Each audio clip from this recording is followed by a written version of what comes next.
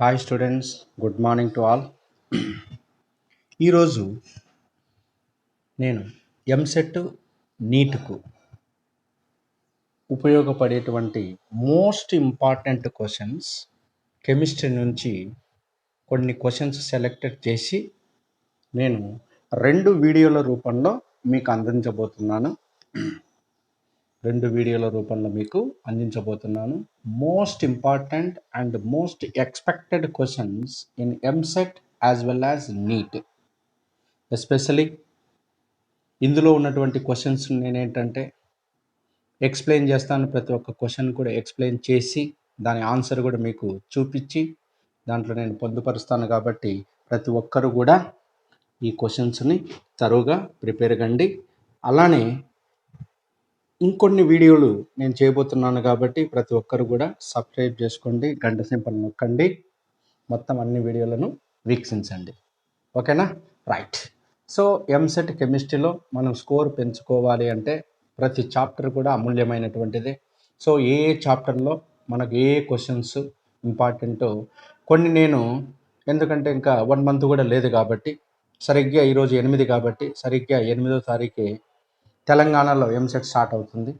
So Telangana వాళ్ళకి అలానే ఆంధ్రప్రదేశ్లో ఉన్నటువంటి విద్యార్థులందరూ కూడా దీన్ని సద్వినియోగం చేసుకుంటారు అని మాతృభాషలో మీకు నచ్చినటువంటి భాషలో చెప్తున్నాను. సో మాతృభాషలో చెప్పడం వల్ల ఏంటంటే మనం ఈజీగా అర్థం చేసుకోగలము అనేటువంటి ఉద్దేశంతో ఈ బిట్స్ నేను తయారు చేశాను, మీ ముందు ఉంచబోతున్నాను. సో ఇందులో భాగంగా ఈరోజు మొదటి వీడియోలో ఫస్ట్ క్వశ్చన్. సో ఇది అటామిక్ స్ట్రక్చర్కి సంబంధించినటువంటి question. The shortest wavelength in hydrogen spectrum of Lyman సిరీస్లో షార్టెస్ట్ వేవ్ లెంత్ ఎంత? So when RH hydrogen Rydberg constant ఇచ్చాడు 1,09,678 సెంటీమీటర్స్ ఇన్వర్స్. సో ఇప్పుడు లైమన్ సిరీస్లో షార్టెస్ట్ వేవ్ లెంత్ ఏది? మనం దీనికి ఆన్సర్ ఎలా చెప్పాలి? దీనికి ఒక ఫార్ములా ఉంది. 1/λ = RH/n². n అనేది ఏంటి? మనకు కావాల్సింది లాంబ్డా కావాలా. n అనేది ఏంటి? లైమన్ సిరీస్లో మనకు స్టార్టింగ్ ఉన్నటువంటి నంబరు n1 = 1. అదే బామర్ సిరీస్లో అయితే n1 = 2. ప్యాషన్ సిరీస్లో n1 = 3, n1 = 4, n1 = 5 ఇలా వస్తుంది. సో n1 = 1 అయ్యి ఇక n2 అనేది 2 కావచ్చు, 3 కావచ్చు, 4 కావచ్చు, డాష్ ఇన్ఫినిటీ కనుక ఉంటే అది లైమన్ సిరీస్ అంటున్నాం. మరి ఇక్కడ షార్టెస్ట్ వేవ్ లెంత్ అంటున్నాడు కాబట్టి మరి షార్టెస్ట్ వేవ్ లెంత్ కావాలి అంటే ఇన్ఫినిటీ నుంచి 1 వరకు. ఓకే, చూసుకోవాలి. కాబట్టి ఇక్కడ ఏంటంటే 1/λ = RH/n². n అనేది ఏంటంటే n1 నంబర్ లైమన్ సిరీస్లో ఎంత? 1, కాబట్టి 1² అని చేస్తే లాంబ్డా ఎంత వస్తుందో చూద్దాం. చూడండి, పక్కన నేను సొల్యూషన్ చూపించాను. చూడండి, the shortest wavelength in hydrogen spectrum of Lyman series is given by formula 1/λ = RH/n², that is equal to RH/1². ఎందుకంటే లైమన్ సిరీస్లో n1 = 1 కదా, అది 1². So 1/λ = RH/1. 1² is nothing but 1. మనకు లాంబ్డా కావాలన్నప్పుడు ఏమవుతుంది? 1/109678. దాన్ని చేస్తే మనకు 9.117 × 10⁻⁻6 వస్తుంది. 10⁻⁻6 సెంటీమీటర్స్. లేదా మీటర్లోకి తీసుకోవాలి అంటే దాన్ని మార్చాడు. మనకి ఇచ్చినటువంటి ఆప్షన్స్లో ఏదైతే ఉందో దాన్ని చూసుకోవాలి. సో 9.117 × 10⁻⁻6 లేదు, ఏమన్నాడు? 911.7 × 10⁻⁻10 metres. -10 metres is nothing but 1 angstrom. 1 angstrom is equal to 10⁻⁻8 centimeters or 10⁻⁻10 meters. కాబట్టి 10⁻⁻10 మీటర్స్ ప్లేస్లో మనం ఏం రాయొచ్చు, యాంగ్స్ట్రామ్ పెట్టచ్చా, పెట్టొచ్చు. కాబట్టి 911.7 యాంగ్స్ట్రామ్. ఇప్పుడు మనం ఆప్షన్లో చూద్దాం. సో ఇక్కడ ఆప్షన్స్లో మనకేంటి, సి సరిపోతుంది. సరిపోతుందా? సరిపోతుంది. So the answer is C. The answer is C. చూడండి, C. So 911.7 angstrom. Clear? Next question. Which of the following has intramolecular hydrogen bond? Hydrogen bond is nothing but, ఒకటే గుర్తుపెట్టుకోవాలి, highly electronegative atoms like oxygen, nitrogen, fluorine containing hydrogen atom to another highly electronegative atoms are same or different. A weak electrostatic attraction force is called hydrogen bond అంటారు. కాబట్టి ఎప్పటికే కానీ గుర్తుపెట్టుకోండి, hydrogen bonding ఉండాలి అంటే ఓ కానీ ఎన్ కానీ ఎఫ్ కానీ ఈ 3 ఆటమ్స్ ఉన్నాయా లేదా చెక్ చేసుకోవాలి. అట్లీస్ట్ ఒక హైడ్రోజన్ అన్న ఉందా లేదా చెక్ చేసుకోవాలి. ఇక్కడ మనకు అడిగింది ఏంట్రా అంటే ఇంట్రామాలిక్యులర్ హైడ్రోజన్ బాండింగ్ అంటున్నాడు. మరి హైడ్రోజన్ బాండ్ 2 టైప్స్, ఒకటి ఇంటర్, ఇంకొకటి ఇంట్రా. So intra. సో ఇంట్రామాలిక్యులర్గా హైడ్రోజన్ బాండింగ్ ఏంట్రా అంటే ఎస్పెషలీ బెంజిన్ సబ్స్టిట్యూటెడ్ కాంపౌండ్స్కు బెస్ట్ ఎగ్జాంపుల్గా తీసుకుంటాం. అది కూడా ఏంట్రా అంటే 1,2 అంటే ఆర్థో పొజిషన్లో ఉన్నటువంటి సబ్స్టిట్యూటెడ్ బెంజిన్ కాంపౌండ్స్ మనకు ఇంట్రామాలిక్యులర్ హైడ్రోజన్ బాండింగ్కి బెస్ట్ ఎగ్జాంపుల్. చూద్దాం ఆప్షన్స్. ఒకటి H2O వాటర్ అన్నాడు, బి ఆర్థోనైట్రోఫినాల్ అన్నాడు, సి అమ్మోనియా అన్నాడు, డి అసిటిక్ యాసిడ్ అన్నాడు. కాబట్టి ఇక్కడ ఏ కానీ సి కానీ డి కానీ సింగిల్ మాలిక్యూల్ ఉన్నాయి. కాబట్టి ఇవి 2 వాటర్ల మధ్యలో, 2 అమ్మోనియా మధ్యలో, 2 అసిటిక్ ఆమ్లంల మధ్యలో బాండ్ ఏర్పడడానికి పాసిబుల్ ఉంటుంది. కాబట్టి అలా బిట్వీన్ 2 మాలిక్యూల్స్ హైడ్రోజన్ బాండ్ అయితే దాన్ని మనం ఇంటర్ అంటాం. కానీ ఇంట్రా అన్నప్పుడు ఏంట్రా అంటే ఇక్కడ ఆర్థోనైట్రోఫినాల్ అన్నాడు. కాబట్టి ఆర్థోనైట్రోఫినాల్ ఈజ్ నథింగ్ బట్, ఇది బెంజిన్ రింగ్. ఫినాల్ అన్నప్పుడు OH గ్రూప్ ఇలా ఉంటుంది. ఆర్థో పొజిషన్లో NO2 గ్రూప్ ఉంది అన్నట్లయితే చూడండి, ఇక్కడ ఈ రెండింటి మధ్య ఉన్నటువంటి బాండ్నే మనం ఇంట్రా మాలిక్యులర్ హైడ్రోజన్ బాండ్ అంటాం. కాబట్టి so orthonitrophenol is correct answer.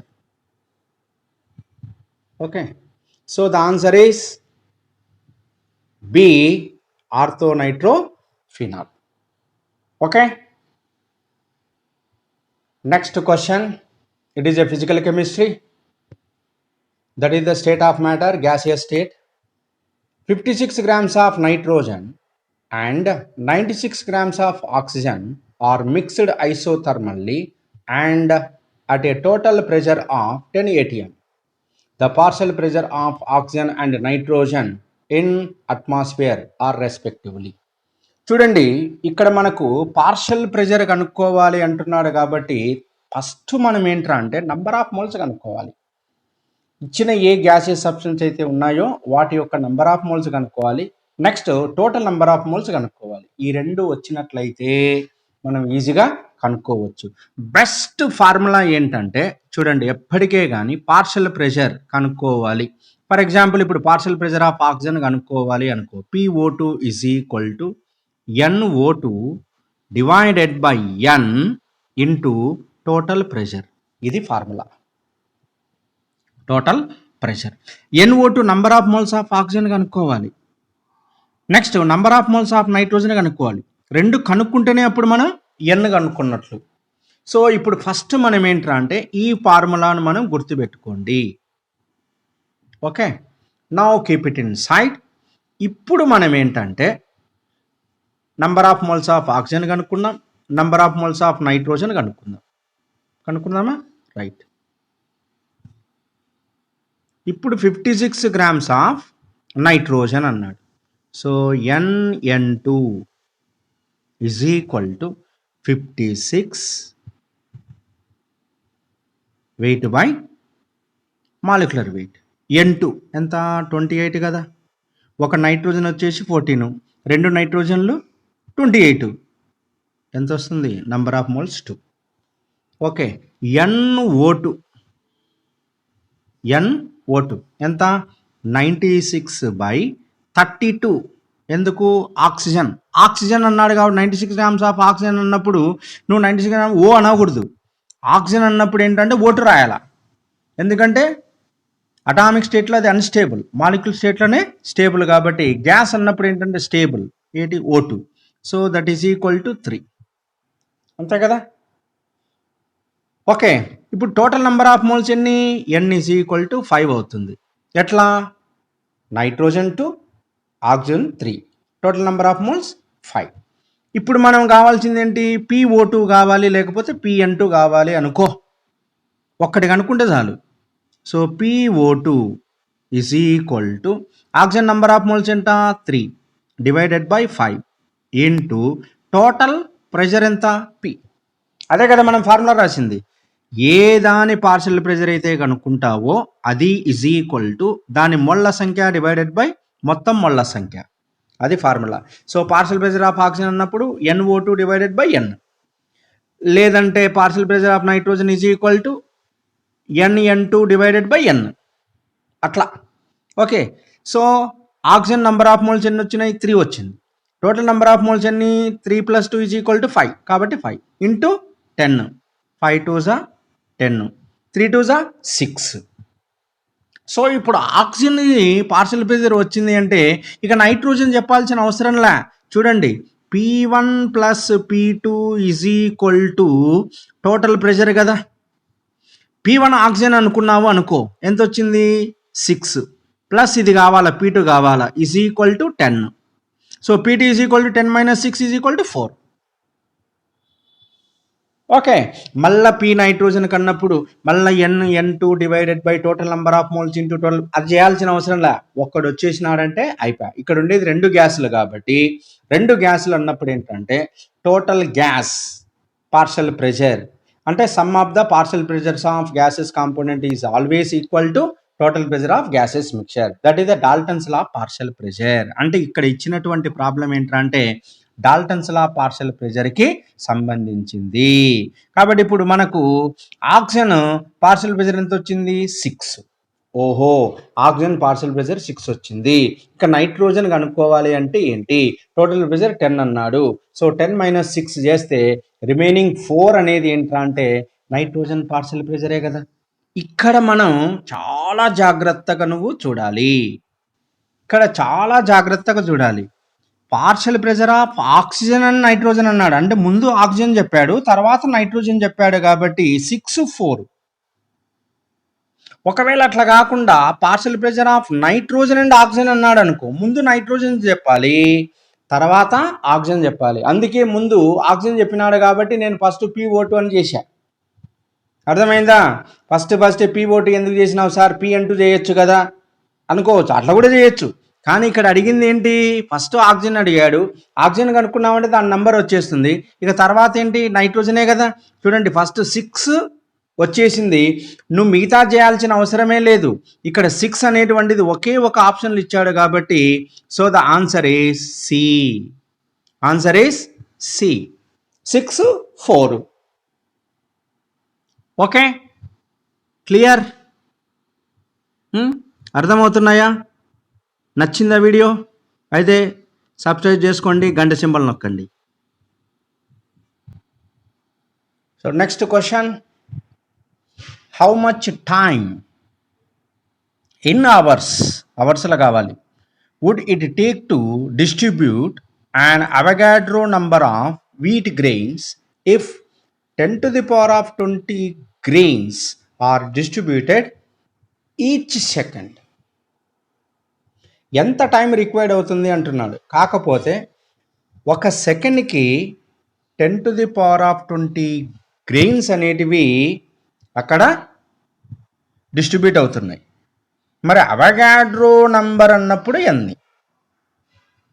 దాన్ని అవర్స్లో కన్వర్ట్ చేయమంటున్నాడు. అవర్స్లో కన్వర్ట్ చేయమంటున్నాడు. చూడండి,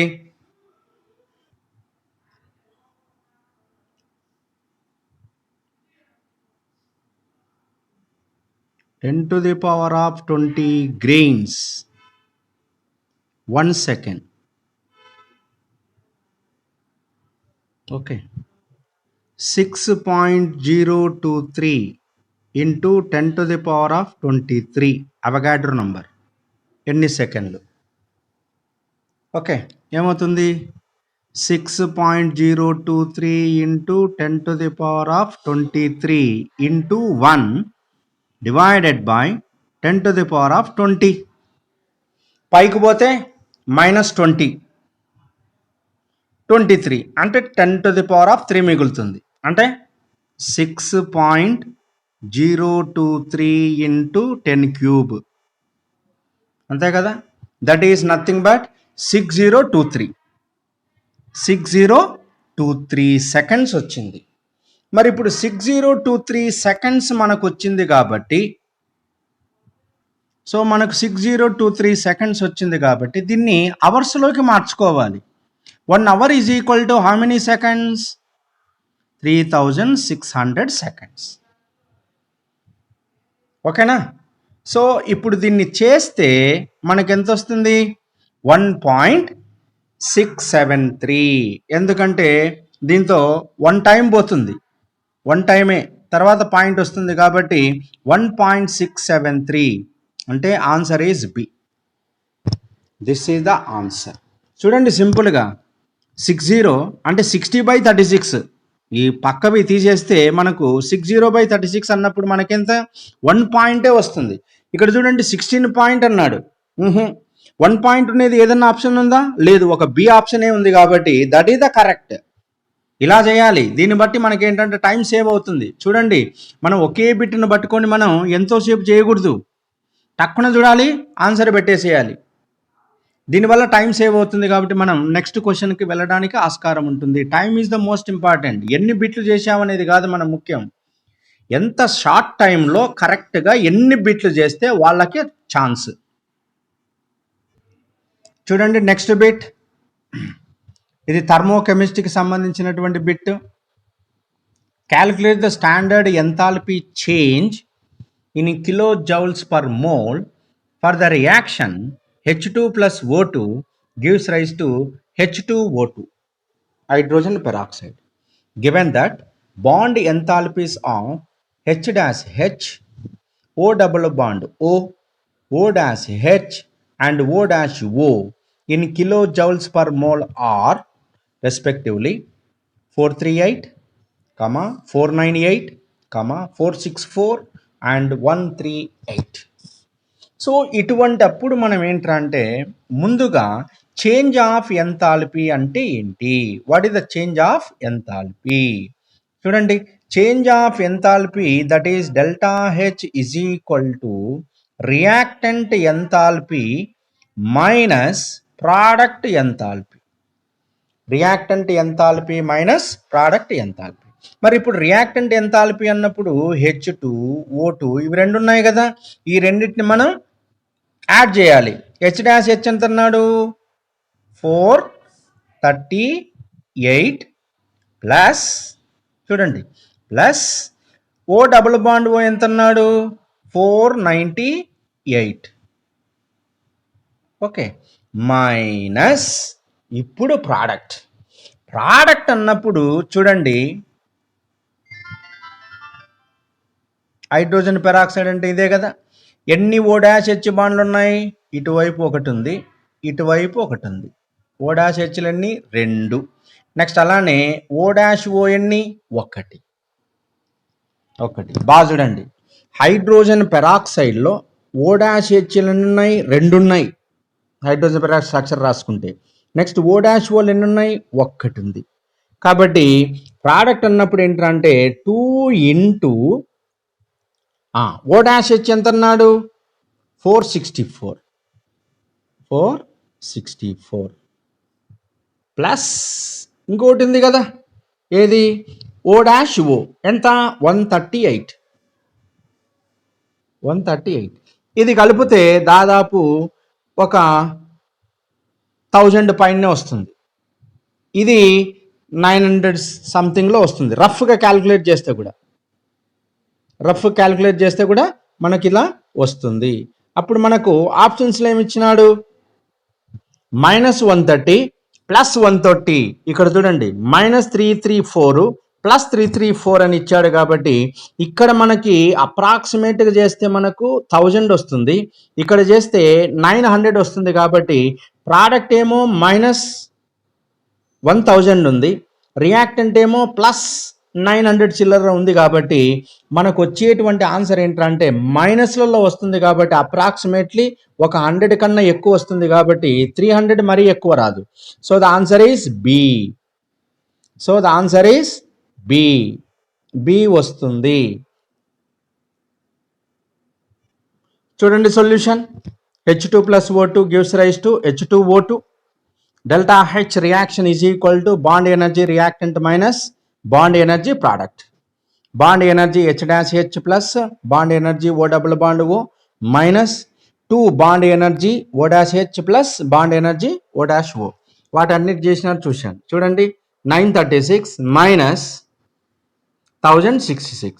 so the answer is -130 kilojoules per mole. నచ్చిందా? సో వీడియో నచ్చితే సబ్స్క్రైబ్ చేయండి, గంట సింబల్ నొక్కండి, ఎక్కువ వీడియోలు చూసి ఆనందించండి. So next question, very very important question in the solution topic. The amount of solute, yes, దాని మోలార్ మాస్ ఇచ్చాడు 60 grams per mole అన్నాడు. Okay, that must be added to 180 grams of water so that the vapor pressure of water is lowered by 10% is. చూడండి, ఎంతో కొంత amount of సొల్యూట్ని 180 grams of వాటర్లో వేశాడంట. అయితే ఆ solute molar mass మాత్రం 60 అన్నాడు. యూరియా అనుకోవచ్చు, లేదా అసిటిక్ యాసిడ్ అనుకోవచ్చు, ఏమైనా అనుకోవచ్చు. 60 మాలిక్యులర్ వెయిట్ 60 ఉన్నటువంటిది HNO3 63 అవుతుంది. సో ఏదో ఆ సొల్యూట్ మాలిక్యులర్ వెయిట్ ఇచ్చాడు 60 అన్నాడు, ఎంతో కొంత కలిపాడంట. కలిపినప్పుడు ఏంటంటే ద వేపర్ ప్రెషర్ లోయర్డ్ అన్నాడు. లోయర్డ్ ఎంత? 10% అన్నాడు. Lowering of vapour pressure is nothing but P0 - P. ఎంత? 10% అంటున్నాడు. వాటర్ అంటే 100లో 10% వచ్చింది అంటే ప్యూర్ సాల్వెంట్ వేపర్ ప్రెషర్ 100 అనుకోవాలి. ఇక్కడ వచ్చేసరికి P0 - P వచ్చేసి 10 అనుకోవాలి. ఇంకేముంది, ఆన్సర్ తెలిసిపోయింది. ఎస్, సో P0 - P చూసావా? P0 - P by P0 is equal to X2. X2 అంటే ఏంటి? N2 divided by N. N2 అంటే ఏంటి? W2 divided by M2 into capital M divided by capital W. ఇదే కదండి ఫార్ములా. W2 కనుక్కోవాలి అంటే 10 divided by 100 is equal to X divided by 60 into M water molecular weight ఎంత? 18 divided by 180, ఎందుకంటే wait 180 అన్నాడు కదా. So 18 divided by 180. చూడండి ఇక్కడికి వచ్చేసరికి ఏంటి? 10 వచ్చేసా, అవునా? చేస్తే మనకి ఎంత వస్తుంది? 60 grams వస్తుంది. చూసుకోండి, 60 grams.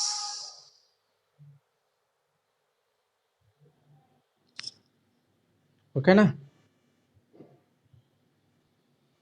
చూడండి solution. Relative lowering of vapour pressure is given by P0 - P by P0 is equal to WA by MA into MB divided by WB. అదే కదా, right. Relative lowering of vapour pressure P0 - P by P0 is equal to 10 divided by 100. That is equal to yes, అదే వస్తుంది. సో 1/10 is equal to X by 60 by 10. చూడండి 1/10 is equal to X by 60 divided by 10. Cancel 10. So 1 is equal to X by 60. X is equal to 1 into 60. That is equal to 60. So the answer is 60.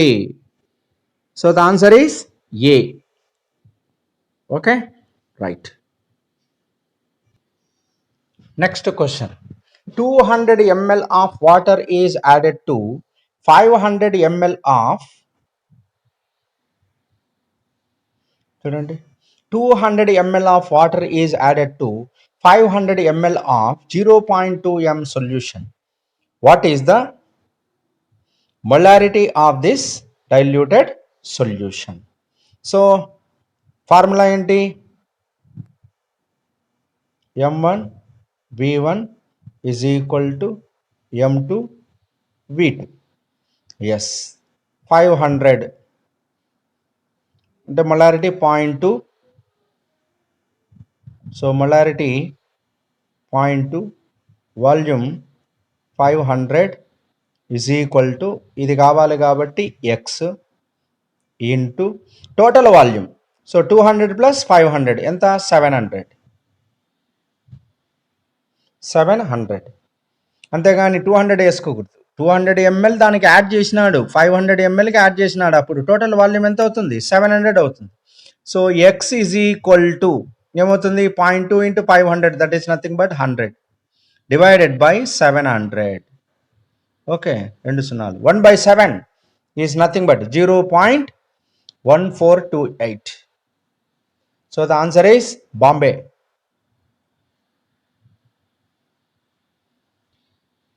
So అర్థమైంది అనుకుంటా.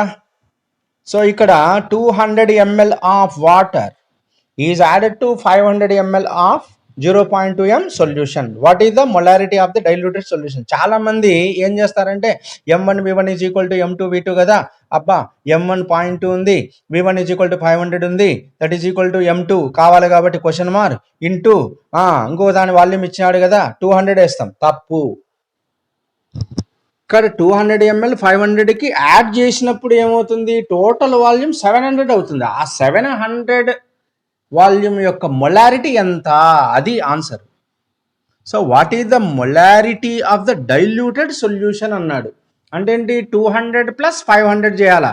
చాలా మంది పిల్లలు చేసేటువంటి పొరపాటు ఏంటంటే ఇక్కడే ఏముంది sir, m1 v1 is equal to m2 v2 కదా, అది కదా ఫార్ములా అని చేస్తారు. తప్పు, ఆన్సర్ రాదు. ఆడ నీకు 0.5 వస్తుంది. 0.5 లేదే, 0.5 లేదే, ఆప్షన్స్ లేదే. కాబట్టి అక్కడ ఏంటంటే మనం కన్ఫ్యూజ్ అయిపోతాం. కాబట్టి ఆన్సర్ ఏదబ్బా అని మనం ఆలోచన చేస్తాం. అక్కడే మనకేంటంటే టైం తినేస్తుంది. అట్లా చేయకూడదు, ఈ విధంగా చేయాలి. Okay, right. Next one, the metal that produces red violet colour flame in the non Luminous flame test is. ఇక్కడ జింక్ అన్నాడు, సిల్వర్ అన్నాడు, రుబీడియం అన్నాడు, పీబీ అన్నాడు. ఒకటి గుర్తుపెట్టుకోండి, ఒక మెటల్ కలర్ ఎగ్జిబిట్ చేయాలి అన్నప్పుడు ఏంటంటే కలర్ ప్రాపర్టీస్ మనకి ఏంటంటే వైలెట్ కలర్ అడుగుతున్నాడు. ఇక్కడ వైలెట్ కలర్ అన్నప్పుడు ఏంటంటే first A group elements, generally first A group elements that is lithium, sodium, potassium, rubidium, caesium, francium. Of course francium is radio active element. So first A group elements are exhibit variable color properties due to larger atomic size and low IP.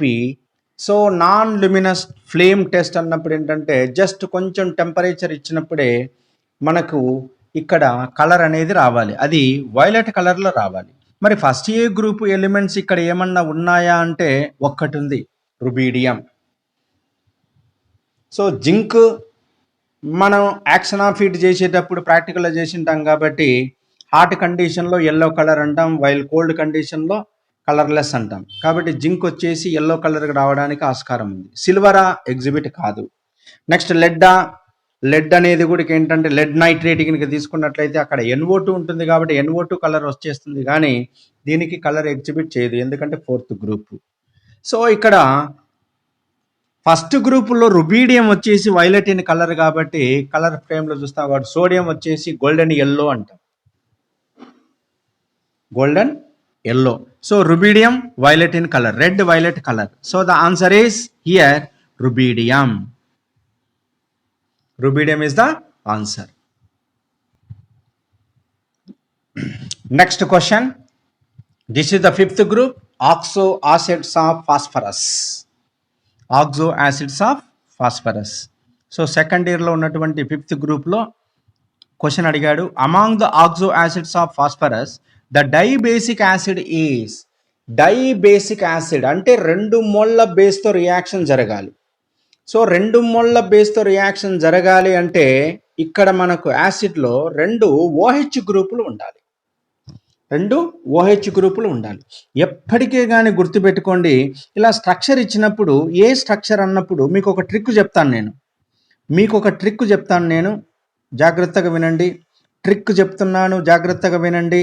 Trick is the most important. H3PO2 అన్నప్పుడు ఏంటంటే first phosphorus రాయండి. ఒక ఫాస్ఫరస్కి తప్పనిసరిగా ఒక O double bond O పెట్టేసేయండి. Right. PO ఇక్కడ ఇచ్చినటువంటి కాంపౌండ్లో 2 ఆక్సిజన్లు ఉన్నాయి కాబట్టి ఇంకొక ఆక్సిజన్కి H అని పెట్టు, OH పెట్టు. ఫినిష్. 2 ఆక్సిజన్లు అయిపోయినాయి, ఒక హైడ్రోజన్ అయిపోయింది.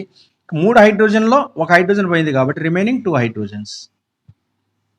ఫస్ట్ దాని స్ట్రక్చర్. ఎన్ని ఉన్నాయి OHలు? ఒక్కటే. డై బేసిక్ అన్నాడు కాబట్టి 2 OHలు ఉండాలి కాబట్టి ఏ కావడానికి వీలు లేదు. ఓకే.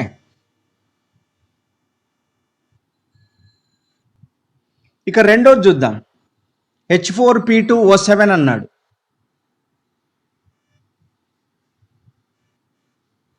రెండు ఫాస్ఫరస్లు. ఓకే, 2 ఫాస్ఫరస్లు, 2 ఓలు ఇచ్చేసేయి, 2 ఓలు ఇచ్చేసేయి. Yes. Next 4 hydrogens. Okay, 4 hydrogens కాబట్టి OH OH OH OH. ఇంకొక ఆక్సిజన్ కావాలి కాబట్టి 1 2 3 4 5 6.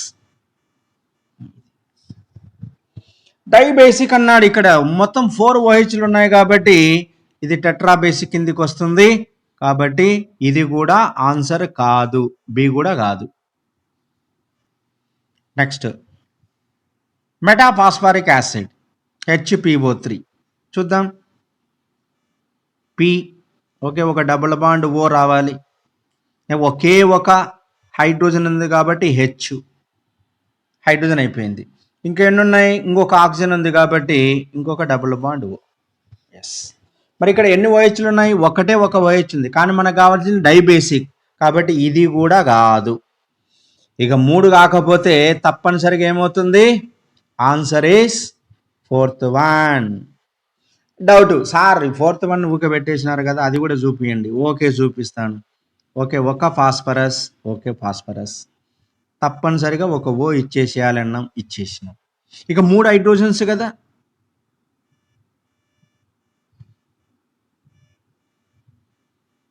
2 హైడ్రోజన్ సరిపోయినాయి, 3 ఆక్సిజన్ సరిపోయినాయి. ఇంకా అయిపోయి ఒక హైడ్రోజన్ ఉంది కాబట్టి ఒక H ఇట్లా రాస్తాం. రైట్. మరి ఇందులో ఎన్ని OHలు ఉన్నాయి? 2 OHలు. చూడండి ఫార్ములా చూడండి. H3PO3 O ఒక ఫాస్ఫరస్, దానికి తప్పనిసరిగా ఒక ఆక్సిజన్ డబుల్ బాండ్ O పోయింది, ఒక ఆక్సిజన్ పోయింది. ఇంకా ఎన్ని ఉంటాయి? 2 ఆక్సిజన్లు ఉంటాయి. 2 ఆక్సిజన్లు పక్కన రాస్తాం. హైడ్రోజన్లు 3 ఉన్నాయి, ఒక్కొక్క ఆక్సిజన్కి ఒక హైడ్రోజన్ ఇచ్చేస్తాం, అయిపోయింది. ఇంకొక హైడ్రోజన్ మిగులుతుంది, దట్ ఈస్ P-H బాండ్ ఉంది కాబట్టి ఇది రెడ్యూసింగ్ ఏజెంట్ అంటాం. ఓకే. సో 2 OHలు ఉన్నాయి కాబట్టి ఇది 2 మోల్ల NaOHతో రియాక్షన్ జరుగుతుంది కాబట్టి ఇది సెకండరీ సాల్ట్ని ఏర్పరుస్తుంది. ఒక OH ఉంటే ప్రైమరీ సాల్ట్, 2 OHలు ఉంటే సెకండరీ సాల్ట్, 3 OHలు ఉంటే టెర్షరీ సాల్ట్స్లు ఏర్పరుస్తుంది. కాబట్టి ఇక్కడ ఏర్పరిచేటువంటి సాల్ట్ సెకండరీ సాల్ట్ మాత్రమే ఏర్పరుస్తుంది. ప్రైమరీ సెకండరీ సాల్ట్లు ఏర్పరుస్తాయి, టెర్షరీ సాల్ట్లు ఏర్పడవు. సో 2 మోల్ల బేసిక్తో ఏర్పడుతుంది కాబట్టి dibasic acid. Next one, organic chemistry first year. In Lesson's test for the detection of halogens, the sodium fusion extract is first boiled with concentrated nitric acid. This is, చూడండి licence టెస్ట్లో మనం ఏం చేస్తాం? Sodium metal వేస్తాం, pinch of organic compound తీసుకుంటాం, దాన్ని sodium metal వేసేసి బాగా హీట్ చేస్తాం. బాగా హీట్ చేసిన తర్వాత ఏంటంటే రెడ్గా అయిపోయిన తర్వాత దాన్ని స్మాల్ టెస్ట్ ట్యూబ్ను వాటర్లో వేసేస్తాం, క్రష్ చేసేస్తాం, ఫిల్టర్ చేసేస్తాం, సొల్యూషన్ వస్తుంది. That is called extraction solution, that is sodium fusion extraction. ఇప్పుడు ఏముంటుంది? సోడియం మెటల్, ఇందులో ఉన్నటువంటి ఆర్గానిక్ కాంపౌండ్లో ఉన్నటువంటి కార్బన్ కావచ్చు. ఈ సోడియం ఉన్నటువంటి ఫ్యూజన్ ఎక్స్ట్రాక్షన్ లెసైన్ టెస్ట్ దేనికి చేస్తాం అంటే నైట్రోజన్ సల్ఫర్ డిటెక్షన్ కోసం చేస్తాం. మరి నైట్రోజన్ ఉందా లేదా, సల్ఫర్ ఉందా లేదా అని చెప్పడం కోసం సోడియం మెటల్తో ఎప్పుడైతే చేస్తున్నావో ఆర్గానిక్ కాంపౌండ్లో ఉన్నటువంటి కార్బన్, నైట్రోజన్ అంటే సోడియం సైనైడ్ రూపంలో ఉంటుంది. అలానే సల్ఫర్ ఉన్నట్లయితే సోడియం సల్ఫైడ్ ఏర్పడుతుంది. సో నైట్రోజన్ సల్ఫర్ ఎక్స్ట్రాక్షన్కి మనం ఉపయోగిస్తాం కాబట్టి సోడియం సల్ఫైడ్, సోడియం సైనైడ్ కనుక ఉన్నట్లయితే అవి HNO3తో రియాక్షన్ జరిగి HCN H2Sగా బయటికి వస్తాయి. సో ఇక్కడ ఏంటి, to decompose Na2S NaCN if present, this is the correct, this is the correct.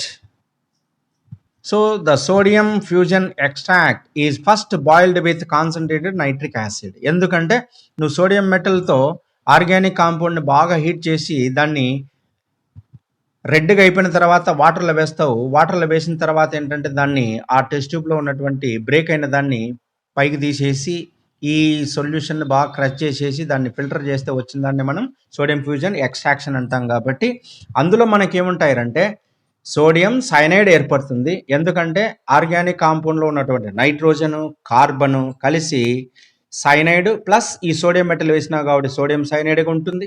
అలానే ఒకవేళ సల్ఫర్ కనుక ఉన్నట్లయితే Na2S రూపంలో ఉంటుంది ఆ ఫ్యూజన్, సోడియం ఫ్యూజన్ ఎక్స్ట్రాక్షన్ సొల్యూషన్లో. దాంట్లో నుంచి నైట్రోజన్ని అంటే సైనైడ్ని, సైనైడ్ అంటే నైట్రోజన్ ఉన్నటువంటి గ్రూపు, నెక్స్ట్ సల్ఫర్ని బయటికి పంపడం కోసం మనం HNO3తో ట్రీట్ చేస్తాం. చూపిస్తాను చూడండి. This is sodium cyanide plus HNO3, NaNO3 plus SCN వచ్చిందా, ఇవన్నీ గ్యాసులు. Next Na2S plus HNO3, NaNO3 plus H2S gas. So this is the detection of nitrogen sulphur in the organic compound. First ఇయర్లో ఉన్నటువంటి techniques, organic టెక్నిక్లో ఇది చాలా important. ప్రాక్టికల్లో కూడా చేస్తారు మీరు హయ్యర్ క్లాస్లో. So this is the lessons test. So ఇప్పటికీ 10 క్వశ్చన్లు నేను చెప్పాను టోటల్ సిలబస్ మీద. మరొక వీడియోలో మరికొన్ని క్వశ్చన్స్, ఇంపార్టెంట్ క్వశ్చన్స్, కెమిస్ట్రీలో ఉన్నటువంటి క్వశ్చన్స్ నేను వీడియో చేయబోతాను. కాబట్టి మరిన్ని క్వశ్చన్స్ మీరు చూడాలనుకుంటే వెంటనే సబ్స్క్రైబ్ చేసుకోండి, గంట సింబల్ నొక్కండి. కావాల్సినటువంటి బిట్స్ మీరు చూడండి. కెమిస్ట్రీలో మంచి మార్క్స్ సాధించండి.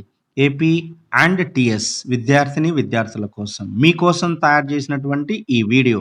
సో తప్పక సబ్స్క్రైబ్ చేసుకోండి, గంట సింబల్ నొక్కండి, అన్ని వీడియోలను వీక్షించండి. ఎగ్జామినేషన్లో మంచి మార్క్స్ కెమిస్ట్రీలో తెచ్చుకోండి, సీటు కొట్టండి.